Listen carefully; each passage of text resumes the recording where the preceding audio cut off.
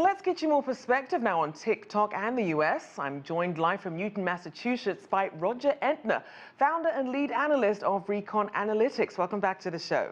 Thanks for having me, Rochelle.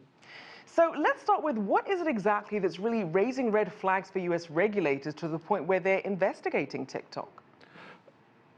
At the core of it is that American regulators and lawmakers are concerned that the data and the video clips on TikTok could make it eventually to China.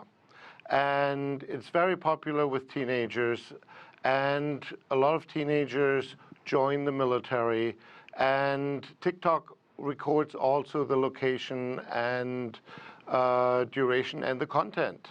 And so the national security implication is that a soldier, say in Iraq or some other place in the world, is uploading a video.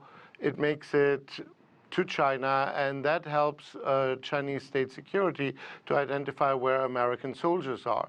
The parallel to this is there is a fitness app that helped identify U.S. military activity all over the world, because the activity and the track of where American servicemen were doing their physical training and ran their tracks showed up in the middle of nowhere, and everybody asked, like, what happened here? Now, do we know if companies like Facebook are being held to the same standard? Obviously, this was when it comes to a foreign company, but do we see the same thing with Facebook in terms of the same sort of clampdown in case that information ends up overseas?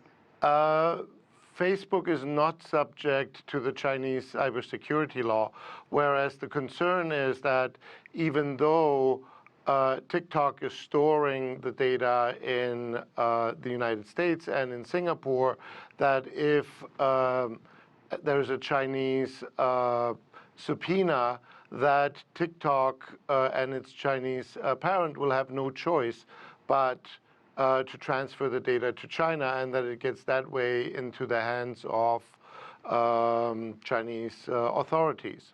Now, we did hear Mr. Zhu saying to the New York Times that wasn't the case, even if asked, that they wouldn't turn over the information. And we did sort of see him lay out his defense. But what do you think is going to be enough, though, to actually make U.S. lawmakers see this company in a different light, or perhaps alleviate some of the fears that have been raised by the CFIUS investigation? Well, I admire Mr. Shang's bravery, but when faced with jail, even though he might resist, he will go to jail in China. And then his number two man will be have to make the same choice. And eventually somebody will surrender the data. I don't know what actually can be done. It's in the hands of CFIUS to find a remedy for this. There might not be a remedy as long as TikTok is owned by a Chinese company.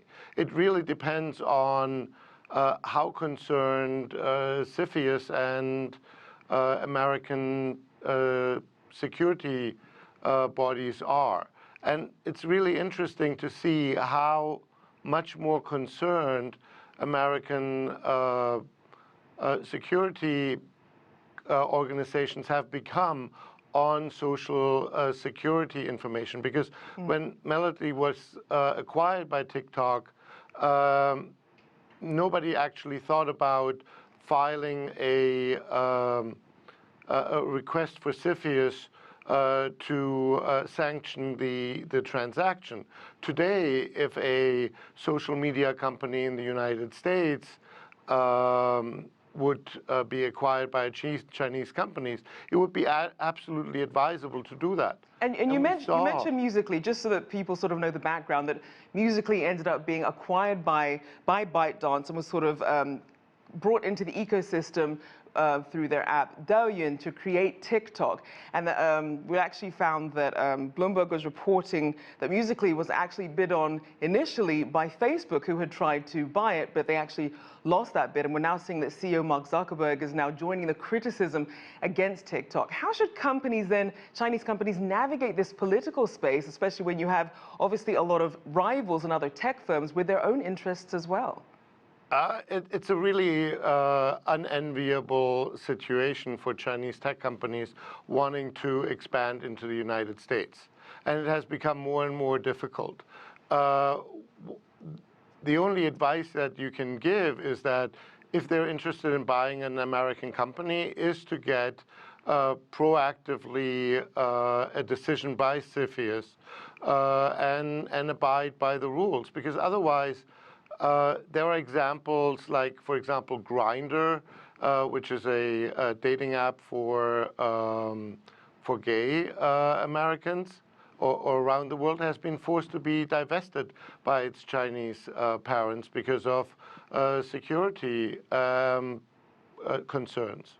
All right, thank you so much for your insights. Roger Entner there, founder and lead analyst of Recon Analytics.